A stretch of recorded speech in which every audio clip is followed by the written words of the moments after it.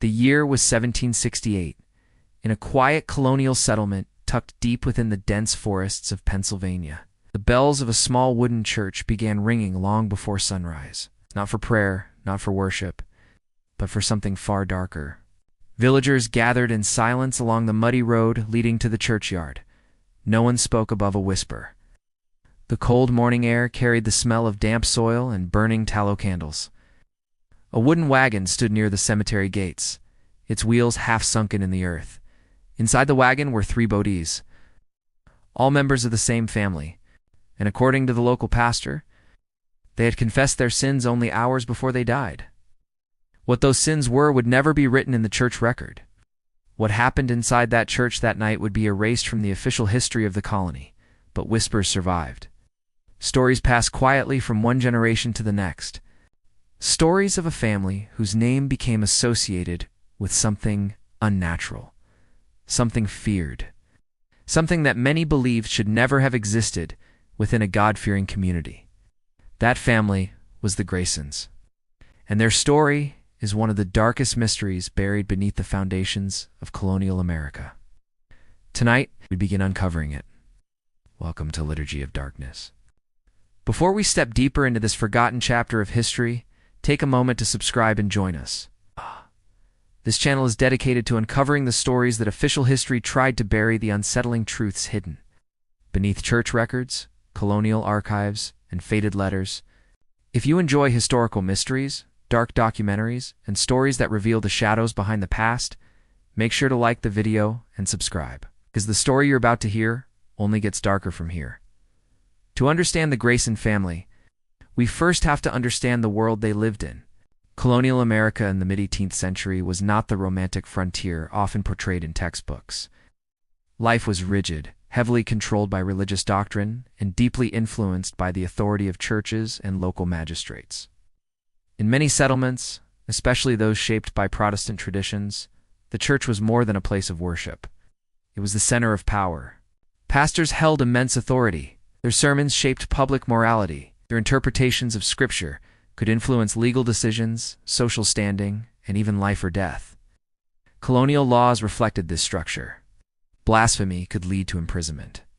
Accusations of witchcraft, though less common by the late 1700s, still carried a powerful stigma.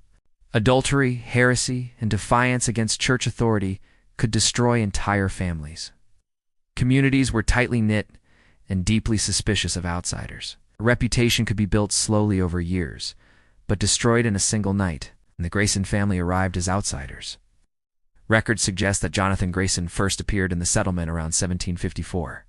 He arrived with his wife Margaret and their young son Elias.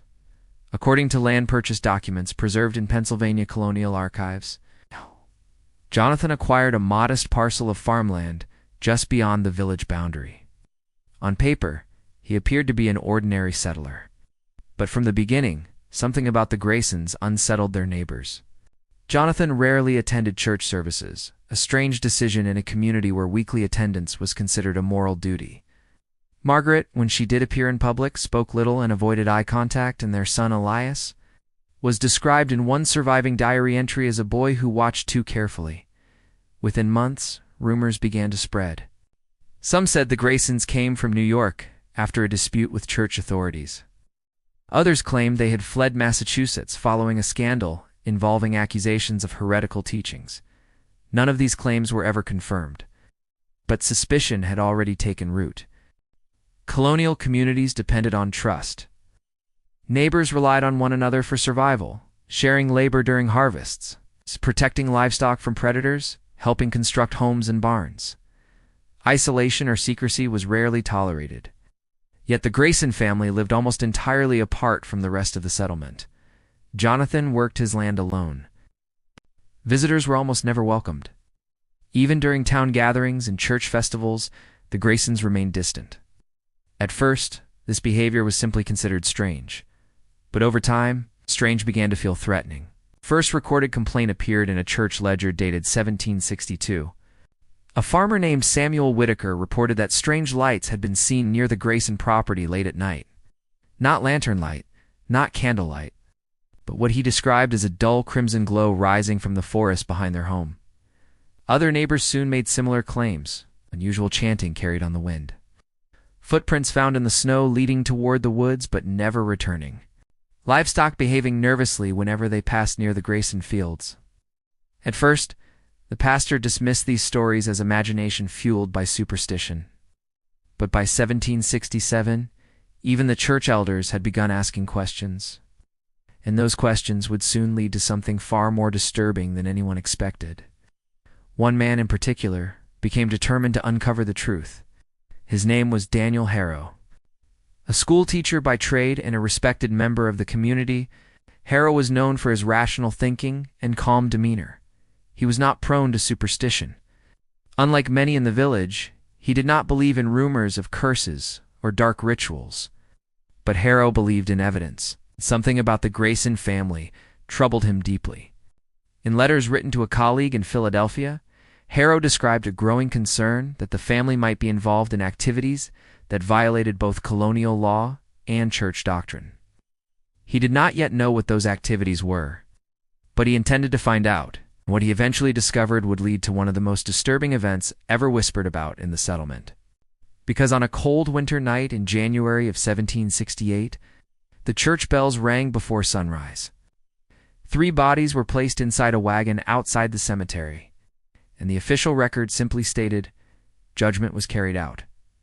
No explanation. No trial transcript, no public announcement, just silence.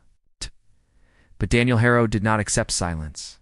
He began gathering testimonies, private confessions, fragments of conversations overheard in taverns and church corridors, and what he uncovered suggested something far more sinister than a simple dispute between a family and their neighbors. According to several witnesses, the Graysons had been summoned to the church the night before their deaths, not by soldiers, not by colonial magistrates, but by the pastor himself. Whatever happened inside that church lasted until nearly 3 in the morning, and no one who entered the building that night ever publicly described what they saw. Over the next several months, the village returned to its routine. The Grayson property was abandoned, their house slowly decayed, and official records stopped mentioning the family altogether. But Daniel Harrow continued investigating, because hidden among church archives and personal letters, he began finding hints of something deeply unsettling, references to forbidden teachings, warnings about corrupt doctrine, and one chilling phrase repeated in several documents: the Grayson influence. So, what exactly did the Grayson family do? Why were their deaths recorded without explanation? And why did the church work so hard to erase their story from history? Those questions lead us into a mystery that stretches far beyond a single colonial settlement. It's a mystery involving religion, secrecy, and beliefs that some people were willing to kill to protect. You're watching Liturgy of Darkness, where we uncover the hidden sins buried beneath history's sacred walls.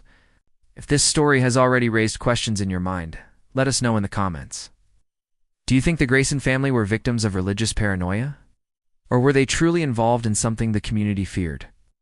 Make sure to like this video, share it with fellow history lovers, and subscribe so you don't miss what comes next. Because in Part 2, we'll examine the secret accusations made against Jonathan Grayson, and the terrifying discovery Daniel Harrow made when he finally stepped inside the abandoned Grayson home, and what he found there may explain why the church wanted this story buried forever. The winter of 1768 settled heavily over the Pennsylvania frontier. Smoke curled from stone chimneys as families gathered around hearth fires, mending tools, preparing salted meat, and waiting for the long cold season to pass. But inside the settlement, an unease lingered. The deaths of the Grayson family had been recorded, but never explained. And in a colonial community built upon rigid order and public accountability, silence was unusual. Colonial law demanded record-keeping. Church discipline required confession and documentation. Even minor disputes over land or livestock were carefully written into town ledgers. Yet in the case of the Graysons, almost nothing existed. Just one short entry in the church register. Judgment was carried out. No charges, no testimony, no mention of witnesses. For Daniel Harrow, the absence of information became more disturbing than any rumor. Because if something had truly happened that night in the church, someone had worked very hard to erase it. Life in colonial Pennsylvania revolved around routine. Farmers rose before dawn to tend animals and check their winter stores. Tradesmen, blacksmiths, coopers, and millers kept the fragile colonial economy moving. Many transactions relied on barter, flour exchanged for tools, livestock traded for cloth imported from Europe. But above all, economic activity stood the church. In settlements like this one, the pastor held immense authority. He interpreted scripture, mediated disputes, and often influenced local magistrates who enforced colonial law. The church building itself reflected that power. Constructed of rough-hewn timber beams and whitewashed clapboard walls, it stood at the center of the village like a quiet guardian. Inside, wooden pews faced a raised pulpit where sermons often lasted more than an hour. Behind the sanctuary, locked rooms stored church records, donation ledgers, and disciplinary reports detailing moral violations among parishioners. Daniel Harrow knew those records well. As the village schoolteacher, he had occasionally assisted the pastor in organizing archives and copying damaged pages, which meant he also knew something else. Documents rarely disappeared without a reason. 3 weeks after the Grayson burial, Harrow returned to the church under the pretense of cataloging old sermons. The pastor, Reverend Nathaniel Pike, allowed him access to the archive room without hesitation. Pike was a tall, reserved man in his late 50s, known for his strict interpretation of Protestant doctrine. He had served the settlement for nearly 20 years. Most villagers trusted him completely. But Harrow had begun to notice something unusual. Whenever the Grayson family was mentioned, Pike changed the subject. The church archive room smelled of dust, parchment, and candle wax. These books recorded everything: births, marriages, baptisms, disciplinary hearings. Harrow began searching the years between 1754 and 1768, the period during which the Grayson family had lived among them. At first, the records appeared ordinary: tax contributions, harvest tithes, notes on small disputes between neighbors. But then Harrow noticed something strange. Several pages had been removed, not torn, carefully cut. The edges were clean, almost surgical. Someone had intentionally extracted entire entries from the ledger. Private correspondence between Reverend Pike and several ministers from other colonies.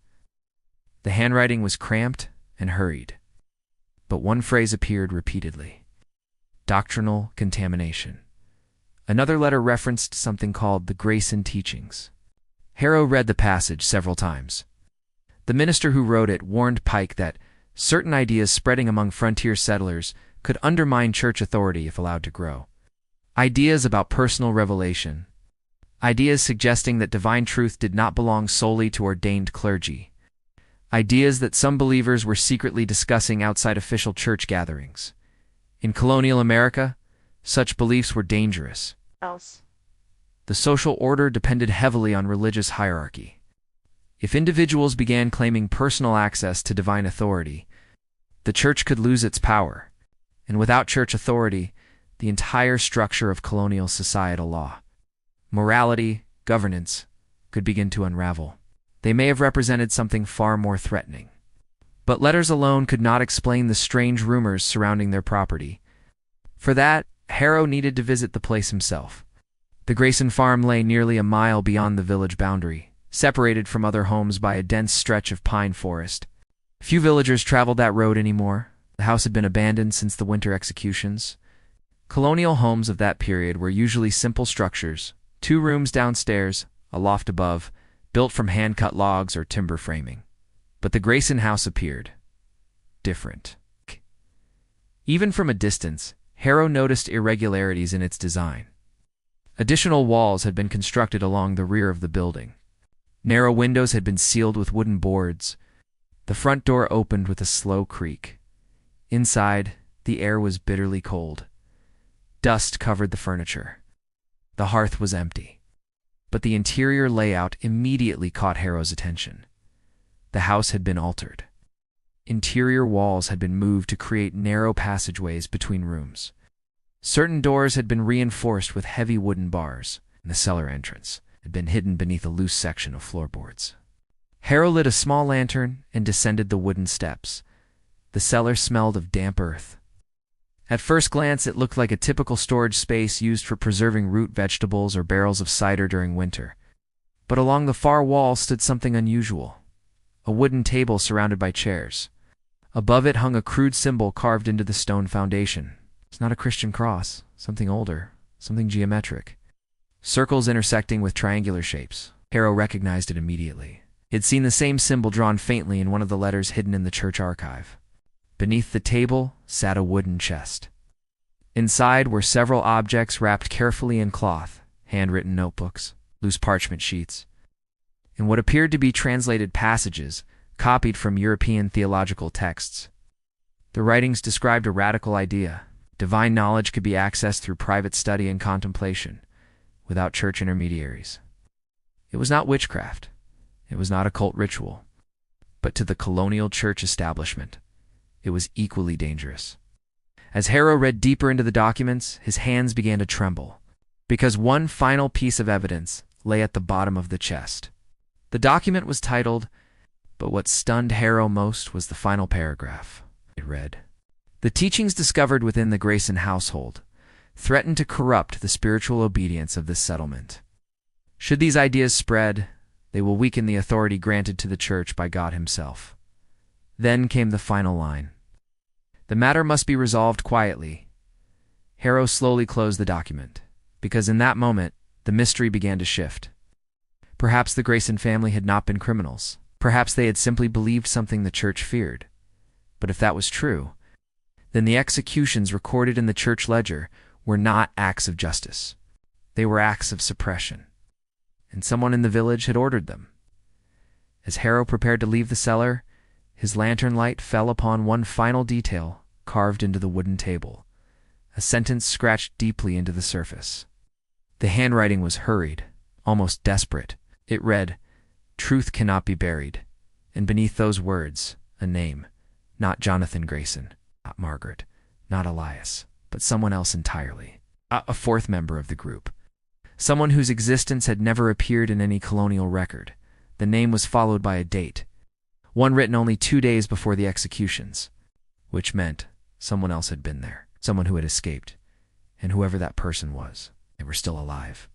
Daniel Harrow did not sleep that night. The lantern in his study burned low as he sat at his small wooden desk. The documents from the Grayson cellar spread carefully before him. Outside, the wind pushed against the thin walls of his home, rattling the shutters. But the cold was not what kept him awake. It was the name carved into the cellar table, a name that did not appear in church records, a name that should not have existed. And yet, someone had written it. Someone who had been inside that hidden chamber only days before the Grayson family died. Someone who had not been executed. Someone who had escaped, which meant the story the church had recorded was incomplete. Dangerously incomplete. And if Daniel Harrow had discovered it, someone else might soon realize he knew too much. Colonial settlements were not built for secrecy. Houses were small. Roads were narrow. People watched each other closely. Even the smallest unusual behavior could travel across the village faster than a winter storm, which meant Daniel had to be careful. If Reverend Pike or the church elders suspected he had entered the Grayson house, the consequences could be severe. The church did not tolerate challenges to its authority, especially not from a schoolteacher, especially not from someone who had access to their archives. The following morning, Daniel forced himself to follow routine. Routine was protection. He opened the schoolhouse at dawn. Children arrived carrying slates and small bundles of parchment for writing practice. The lessons were simple: reading scripture, basic arithmetic, moral instruction drawn from church doctrine. But as Daniel taught, his thoughts kept returning to the documents hidden beneath the floorboards of his study, the Grayson writings, the letters, the sealed church order authorizing their punishment, and most disturbing of all, the unknown fourth name. Late that afternoon, as Daniel dismissed the last of his students, he noticed something unusual. Across the street, near the blacksmith shop, a man stood watching the schoolhouse. Daniel did not recognize him. That alone was strange. In a village this small, every face was familiar. Yet this man remained still, his coat pulled high against the wind, his hat shadowing his eyes. He did not approach. He did not speak. He simply watched. And when Daniel stepped outside, the man turned and disappeared down the road. At first, Daniel tried to convince himself it was nothing. A traveler, trader passing through the region. But the next day, the man returned, this time standing near the churchyard gate, watching again, still silent, still distant, observing the schoolhouse. Colonial Pennsylvania lay along several trade routes connecting the interior settlements with larger cities like Philadelphia and Lancaster. Travelers were not unusual, and travelers rarely lingered in small villages without conducting business. This man conducted none. No purchases. No conversation. He simply appeared and watched. And somehow, Daniel knew he was not watching the village. He was watching him. 3 days later, another unsettling event occurred. While preparing evening tea, Daniel discovered a folded piece of parchment wedged beneath his front door. No seal, no signature, just a single sentence written in hurried ink. "The walls have ears." Daniel read the words several times. The handwriting was unfamiliar, but the message carried unmistakable meaning. Someone knew he was investigating the Grayson case. Someone wanted him to stop. The warning might have frightened another man. But for Daniel Harrow, it only deepened the mystery, because the phrasing felt deliberate, not threatening, protective, as if the person who left the message did not want to silence him, but wanted him to survive, which raised an even more disturbing possibility. Perhaps someone else in the village also doubted the church's version of events. Perhaps someone else knew the truth. That night, Daniel locked every door in his home. Then he returned to the hidden floorboard compartment beneath his desk. The Grayson documents remained exactly where he had placed them. But as he reread the notes from Jonathan Grayson's notebooks, something began to stand out. A pattern. Certain passages had been written in a strange sequence. Words that seemed ordinary when read individually, but formed a hidden structure when examined together. Daniel realized he was looking at something very old. A coded message. Coded writing was not unheard of in the 18th century. Political correspondents during the colonial period often used subtle cipher techniques to conceal sensitive information. Merchants protected trade secrets. Revolutionary sympathizers hid messages from British authorities. But this code did not resemble political cipher. It followed a religious pattern, scriptural references, numbers connected to biblical verses. When Daniel rearranged the passages, according to the numbered references, a second message appeared, a message Jonathan Grayson had hidden inside his own writings, and the message contained a warning. It read, "Truth must pass to the fourth before the third night." Daniel felt a chill move through his chest. The fourth, the unknown name carved into the cellar table. The survivor. But the phrase "before the third night" suggested urgency, a deadline, something that had not happened in time, which meant the message may have been meant for someone who never received it. As Daniel studied the coded passage further, another realization began to form. Jonathan Grayson had not been writing these notes for himself. He had been preparing them for someone else, someone meant to continue their work, someone who had escaped. But if that person was still alive, where were they now? And why had they never come forward? The following evening, Daniel decided to walk through the village after sunset. Colonial towns grew quiet quickly after dark. Oil lamps flickered in windows. Families gathered around hearths. The cold air carried distant sounds of horses shifting in their stalls. But as Daniel passed the churchyard gate, he saw the stranger again, standing near the grave markers, watching, waiting. This time the man did not turn away. He simply met Daniel's gaze across the darkness, and for several seconds, neither of them moved. Then the stranger spoke. Just one sentence, quiet, measured. "You should stop asking questions." Daniel stepped closer. The lantern light revealed the man's face more clearly. He was younger than Daniel expected, perhaps 30 years old. His accent suggested he was not from the region, and his expression carried something unusual, not hostility, concern. "Why?" Daniel asked carefully. The stranger glanced toward the church. The tall wooden steeple cast a long shadow across the frozen ground. Then he lowered his voice. Because some truths were buried for a reason. Before Daniel could respond, the man stepped backward into the darkness beyond the graves. Within seconds, he was gone. Daniel stood alone in the churchyard. The wind rustled the bare branches of nearby trees. And for the first time since beginning his investigation, he began to feel something heavier than curiosity, fear. Not fear of superstition, not fear of rumor, but fear of something far more dangerous.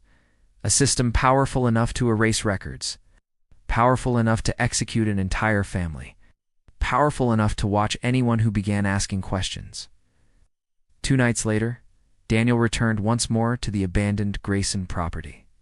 He needed to confirm one final suspicion, something he had overlooked during his first visit, something hidden within the structure of the house itself. The snow had melted slightly, leaving patches of frozen mud around the foundation. Daniel carried a lantern and a small iron tool used for lifting floor planks. Inside the house, the silence felt heavier than before. The narrow corridors seemed darker, the air colder. He moved directly toward the cellar entrance, descending the wooden steps once again. But when his lantern illuminated the cellar floor, Daniel froze, because the wooden chest he had discovered earlier was no longer closed. The lid stood open. Cloth wrappings had been disturbed. Several of the notebooks were missing. Someone had returned. Recently, Daniel's heartbeat quickened. He lifted the lantern higher, and that was when he saw something else. Footprints in the cellar dust, fresh, leading toward the hidden back passage carved into the foundation wall, a passage Daniel had not noticed before. A narrow tunnel extending into darkness beyond the house. Daniel stepped toward the opening slowly. The tunnel was barely wide enough for a man to walk through. Rough stone walls, a faint draft of cold air flowing from the depths, which meant the tunnel connected to somewhere beyond the property, somewhere hidden, somewhere secret. Then Daniel heard something, sound echoing faintly from within the darkness ahead. Footsteps, someone moving deeper inside the tunnel. And whoever it was, had just realized Daniel was standing at the entrance, because the footsteps suddenly stopped. Yet in the silence that followed, single lantern light appeared far down the passage, moving slowly toward him. For several seconds, Daniel Harrow did not move. The narrow tunnel beneath the Grayson house felt suddenly smaller, heavier, as if the stone walls themselves were listening. His lantern flickered in the cold draft. Far ahead, another light glowed in the darkness. Someone was there. Someone who had entered the cellar after him. Someone who had taken the missing documents. But instead of advancing further, Daniel slowly stepped back, not out of fear, out of instinct. Because sometimes the most dangerous moment in any investigation is not the moment of discovery. It is the moment before understanding. And Daniel Harrow knew he was standing exactly there. History often remembers events, executions, trials, wars. But history rarely pauses to understand the people caught in those moments. To understand the story of the Grayson family, we must also understand the individuals whose decisions shaped their fate. Because the truth, as Daniel was beginning to realize, was not as simple as villain and victim. It was far more complicated and far more human. Daniel Harrow himself was not a revolutionary.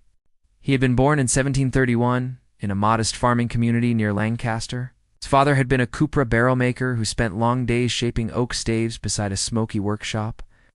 His mother had taught him to read using passages from the Bible. Books were rare in frontier settlements. But Daniel showed an unusual hunger for knowledge. By the age of 16, he had already begun assisting a traveling minister in copying sermons and translating Latin passages from theological texts. Education became his path forward, not wealth, not power, just knowledge. By his mid-20s, he had taken a position as a schoolteacher in the small settlement where the Grayson family would later arrive. A quiet life, predictable, orderly. Daniel believed in reason. He believed that truth could be uncovered through evidence and careful thought. This belief was both his greatest strength and his greatest weakness. Because colonial society was not built on pure reason. It was built on authority, church authority, community authority, and sometimes fear. Daniel's investigation into the Grayson family was not driven by rebellion. It was driven by discomfort. It's the discomfort of a man who sensed that something deeply unjust had taken place. But uncovering injustice in a society built upon rigid hierarchy could make a man very dangerous to those in power, even if he never intended to become dangerous at all. And then there was the man standing on the other side of this story, Reverend Nathaniel Pike. To the villagers, Pike represented stability. He had arrived in the settlement in the early 1740s, when the region was still little more than scattered farms and muddy paths through thick forest. He helped build the church. He officiated marriages, comforted families during outbreaks of disease and harsh winters. For nearly 20 years, he had been the spiritual foundation of the community. But Pike was also a product of his time, and the time he lived in was deeply unstable. Colonial America in the 1760s was entering a period of enormous tension. Political disputes between the British Crown and colonial assemblies were beginning to grow. Taxes imposed by Parliament angered many settlers. Trade restrictions created economic strain. Whispers of rebellion had begun circulating in larger cities like Boston and Philadelphia. For frontier ministers like Pike, these changes felt threatening. Communities already struggled to maintain order in isolated settlements. If religious authority weakened as well, chaos could follow. Pike believed something very strongly. He believed that spiritual unity was the only force holding society together. Anything that threatened that unity had to be stopped, even if stopping it required actions that would never appear in church records. The Grayson family represented exactly that threat. Jonathan Grayson was not simply a quiet farmer with strange habits. The documents Daniel had discovered suggested something far more radical. Jonathan had been teaching ideas that challenged the entire structure of colonial religious authority. Ideas that suggested individuals could interpret divine truth without the guidance of ordained ministers. Ideas that placed spiritual power directly in the hands of ordinary people. To modern audiences, such ideas might sound harmless, even inspiring. But in the rigid theological framework of 18th-century colonial communities, they were dangerous. Because if people began believing they could access divine truth without the church, then the church itself could lose control. Reverend Pike likely believed he was protecting the settlement, protecting its moral structure, protecting its fragile stability. And perhaps in his mind, eliminating the Grayson influence was not cruelty, it was necessity. History is full of such moments. Moments when good intentions and terrible decisions walk side by side. But Pike was not the only figure in this drama. Several other men had signed the statement of spiritual threat. 3 church elders, men respected in the community. Men with families, farms, and reputations built over decades. Each of them faced the same impossible choice: support the authority of their pastor, or question it publicly. In a colonial settlement, questioning church leadership could destroy a man's social standing overnight, so they chose loyalty, or perhaps fear.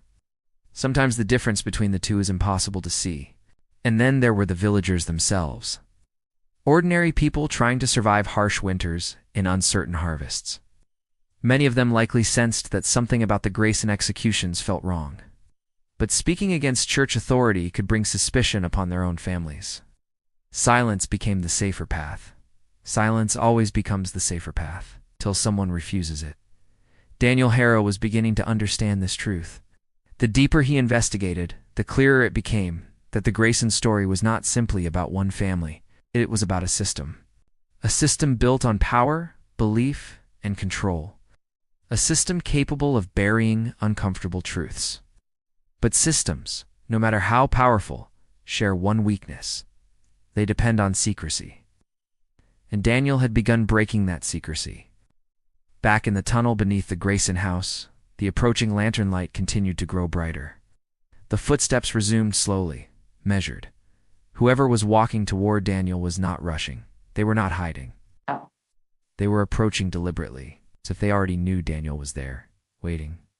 Daniel's mind raced through possibilities. The stranger from the village? A church official?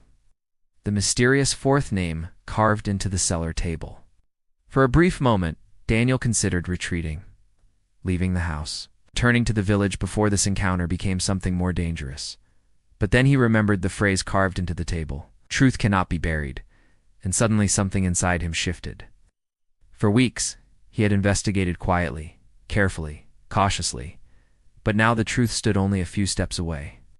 Retreating would mean abandoning everything he had discovered. Abandoning the possibility that justice might finally emerge from silence. The lantern light reached the end of the tunnel. Figure stepped into view. For a moment, neither man spoke. The tunnel walls reflected the glow of their lanterns. And in that quiet space beneath the earth, 2 lives connected by a buried secret finally faced each other. Daniel studied the stranger's face carefully, because in that moment, He realized something extraordinary. He had seen this man before, not in the village, not in the church, but somewhere else entirely. In the Grayson documents, in the margin of one of Jonathan's handwritten pages, a name that should not have existed, the fourth name, the survivor, the man who had escaped the night of the executions. And now, he stood only a few feet away, alive, watching Daniel with the cautious eyes of someone who had spent years hiding from the truth. For several seconds, silence filled the tunnel. Then Daniel Harrow made a decision that would change the course of everything that followed. He stepped forward, lowered his lantern, and spoke the name carved into the cellar table. The name the church had tried to erase from history. The moment he spoke it, the man's expression changed, which meant one thing was now certain. Daniel Harrow had finally found the key to the Grayson mystery, and there was no turning back. The man in the tunnel did not deny his name. For several long seconds, he simply stood there, lantern raised, studying Daniel Harrow with the quiet caution of someone who had spent years learning how to survive in silence. Then he spoke. "You should not have come here." His voice was calm, but heavy with exhaustion. Daniel held his ground. "I didn't come looking for you," he replied quietly. "I came looking for the truth." The man's eyes flickered toward the tunnel behind him, as if measuring distance, escape, possibility. But then he shook his head slowly. "You have no idea what truth will cost you." His name was Thomas Alder, and according to every official record in the village, Thomas Alder did not exist. But he had once been very real. 16 years earlier, he had arrived in the settlement with Jonathan Grayson, not as a family member, not as a servant, but as something far more dangerous, a student. Jonathan Grayson had not simply been a farmer with unusual beliefs. He had been part of a quiet intellectual movement spreading across the colonies, a movement that believed religious authority should not belong exclusively to ordained ministers. The movement had no official name, no public gatherings. Its members communicated through handwritten letters, coded passages and theological texts, and private discussions held in homes far from church oversight. Their belief was simple. Every person had the right to interpret divine truth without the control of a centralized religious authority. To modern readers, such a belief might sound familiar, even ordinary. But in the rigid structure of 18th century colonial settlements, it was revolutionary. And revolution-even spiritual revolution was treated as a threat. Thomas had come to study under Jonathan Grayson, not as a disciple of rebellion, but as a young man searching for deeper understanding. But when Reverend Pike discovered what the Graysons were teaching, everything changed. The church did not accuse them publicly. There was no trial, no formal charges.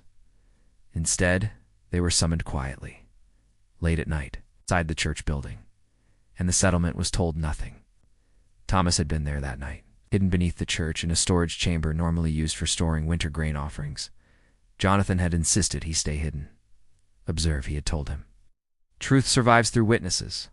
From the shadows, Thomas listened as Reverend Pike and the elders confronted the Grayson family. The discussion lasted hours, voices rising, arguments growing sharper. The church demanded that Jonathan renounce his teachings, destroy his writings, swear loyalty to church authority. Jonathan refused. And when he refused, the tone of the conversation changed. "They called it spiritual contamination," Thomas said quietly in the tunnel. "They said our ideas would spread like a disease." Daniel felt the weight of those words settle heavily in his chest. Because diseases were not debated in colonial settlements, they were eliminated. "They feared losing control," Thomas continued. "And once fear enters a man's mind, morality becomes flexible." The elders decided the matter before sunrise. There would be no public trial, no opportunity for the Grayson family to defend themselves. The church declared their teachings heretical, and judgment was carried out immediately. Jonathan Grayson, Margaret Grayson, Elias Grayson, executed quietly, buried before the village awoke. "But you survived," Daniel said. Thomas nodded slowly.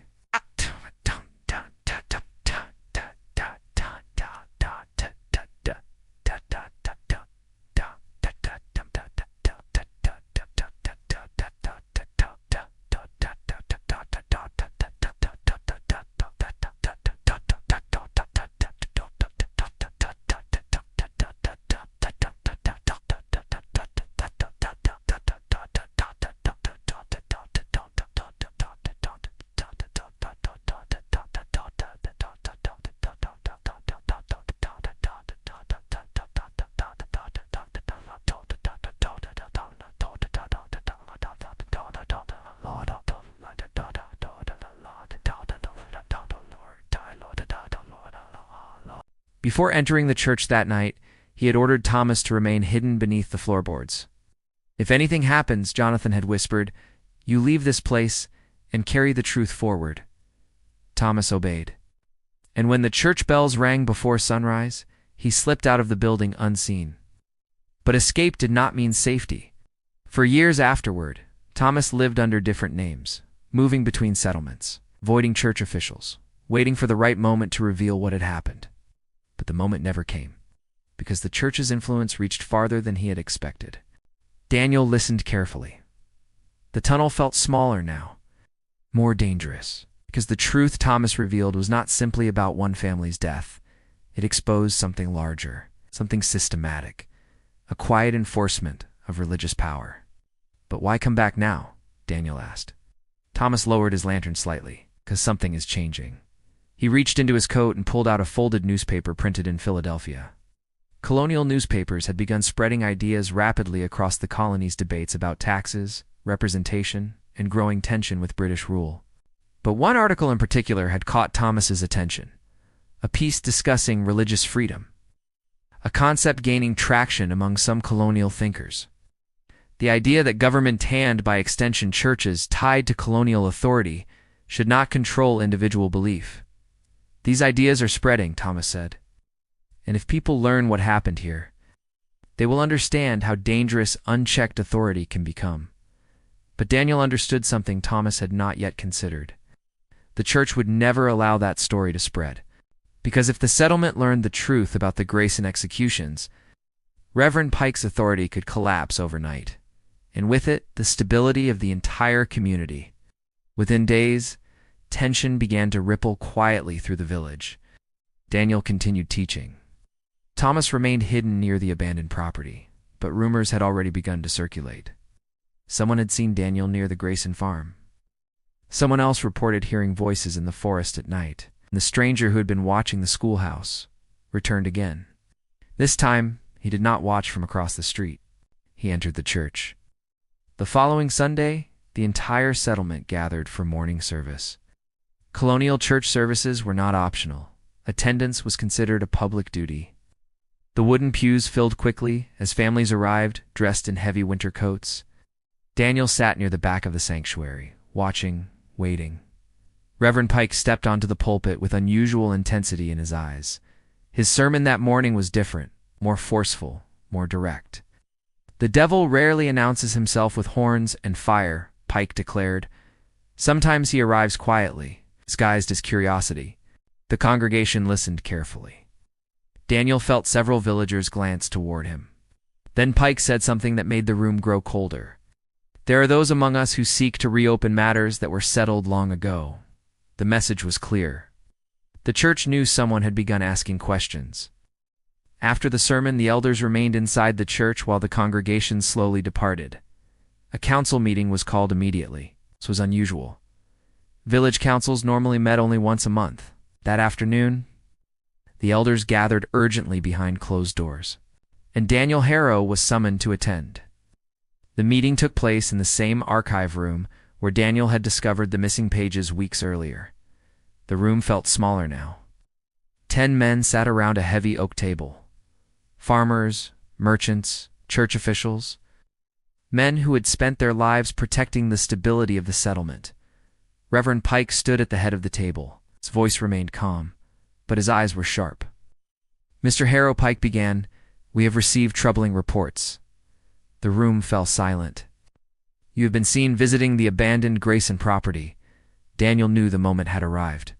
The moment when silence could either preserve the lie or expose it. He reached slowly into his coat, removed one of Jonathan Grayson's hidden documents, and placed it carefully on the table. The elders leaned forward, reading, recognizing the handwriting, recognizing the seal, recognizing the truth they had tried to erase. For the first time in years, Reverend Pike's composure cracked. Just slightly, just enough for Daniel to see it. And in that moment, Daniel realized something terrifying. Ow. The elders had expected questions, but they had not expected evidence. The room remained silent for nearly a full minute, and Pike spoke again, but his tone had changed. "Mr. Harrow," he said slowly, You have committed a very serious mistake." Daniel felt every eye in the room shift toward him, because in that instant, the power dynamic of the entire settlement had changed. The truth was no longer buried. But truth does not always protect the person who reveals it. Then one of the elders stood, a man who had remained silent throughout the meeting. A man Daniel trusted, or at least thought he trusted. The elder cleared his throat, looked around the room, then pointed directly at Daniel and said something no one expected. "He is not the only one investigating." The room erupted into confusion. Daniel turned slowly toward the man, because what he said next would change everything. "There is another witness." The elder paused, then delivered the words that shattered the silence of the room. "The survivor of the Grayson family has returned." The room went silent. 10 men sat frozen around the oak council table. The heavy air inside the church archive room suddenly charged with something no sermon could control: truth. The elder's words hung in the air like a spark near dry timber. "The survivor of the Grayson family has returned." Daniel Harrow did not move, but inside his mind, everything shifted. The secret he had protected for weeks was no longer hidden, and more importantly, he was not the only one who knew. Across the table, Reverend Nathaniel Pike's face remained calm. Too calm. But his fingers tightened slowly against the edge of the table. For the first time since Daniel began his investigation, the pastor had lost control of the narrative. And in a colonial settlement built entirely on controlled narratives, that loss was dangerous. "Who told you this?" Pike asked. The elder who had spoken, Samuel Whitacard, did not immediately answer. Whitaker was a respected farmer in the settlement, a man whose family had lived there for nearly 2 decades. He was known for loyalty, for discipline, for supporting the church in every public decision. But something had changed in his expression, something that looked less like loyalty and more like resolve. "I saw him," Whitaker finally said. The words rippled through the room. "He's been near the forest road for 3 nights. Pike's voice sharpened. "And you chose not to report this immediately?" Whitaker met the pastor's gaze. "I chose to be certain first." Daniel realized what was happening. The balance of power in the room had begun to fracture. Some of the elders were exchanging uneasy glances. Others stared down at the document Daniel had placed on the table, the very paper authorizing the silent execution of the Grayson family. For years, that document had been hidden safely in church archives. Now it lay in the center of the table, visible, real, impossible to deny. And the presence of a living witness made the situation even more dangerous. Reverend Pike slowly straightened. His voice returned to the calm, measured tone the villagers knew from Sunday sermons. "We must proceed carefully," he said. "The stability of this settlement cannot be jeopardized by rumors." The word rumors hung in the air deliberately. Daniel understood the strategy immediately. If the Grayson story could be reframed as rumor, doubt would follow. And doubt was the church's greatest ally. But before Pike could continue, another elder spoke. Quietly, unexpectedly. "What if it's not rumor?" The room turned toward the man who had spoken. Elias Turner, a mill owner, another respected voice in the village council. He leaned forward slowly. "What if the witness tells the same story these documents tell?" The silence deepened. For years, the church had operated under a single assumption. No witness had survived. No voice existed to challenge their version of events. But now, that assumption was gone. Pike's expression hardened slightly. Then he said something that revealed the true gravity of the situation. "If this man exists, we will speak with him privately." Privately. The word carried heavy meaning. Because private meetings had ended the Grayson family's lives. Daniel understood that immediately. Suddenly he realized something else. Thomas Alder was in danger. More danger than he had ever faced before. That night Daniel left the village quickly. The winter air cut sharply across the open fields as he followed the forest road toward the abandoned Grayson property. Snow crunched beneath his boots. Every sound in the forest felt amplified. Because now the church knew, the elders knew, and if Pike moved quickly, Thomas might not survive the week. Daniel reached the property just after midnight. The house stood dark and silent, just as it had for years. But the cellar lantern was burning. Thomas was still there, waiting. When Daniel descended into the cellar, Thomas immediately saw the urgency in his face. "What happened?" Daniel didn't hesitate. "I know you're here." Thomas froze. For several seconds he said nothing. Then he nodded slowly. "I expected this moment would come eventually." Daniel explained everything. The council meeting. The document. Whitaker's revelation. The church's plan to find him. Oh. Thomas listened without interruption. But when Daniel finished, Thomas surprised him. "I'm not running." Daniel stared at him. "You don't understand what they'll do." "I do," Thomas said quietly. "I watched them do it once already." He looked toward the rough stone wall of the cellar, toward the hidden tunnel, toward the past. "For 16 years I've hidden from this story," Thomas continued. "But truth only survives when someone is willing to speak it." The next morning, something extraordinary happened in the settlement. The church bells rang again, not for worship, for assembly. Colonial communities often gathered in the churchyard to hear official announcements, tax changes, land disputes, legal decisions. But rarely did a gathering happen with this much urgency. The entire village came. Farmers, families, merchants, even travelers passing through the region stopped to watch. Because word had already begun to spread. Something was happening inside the church leadership. And people wanted answers. Reverend Pike stood before the crowd with the authority of a man who had led them for decades. Behind him stood the elders. And beside the church steps, Daniel Harrow. But one figure was missing, until the murmurs began. People turned toward the road leading from the forest, because someone was walking toward the churchyard. A stranger, but not entirely unfamiliar.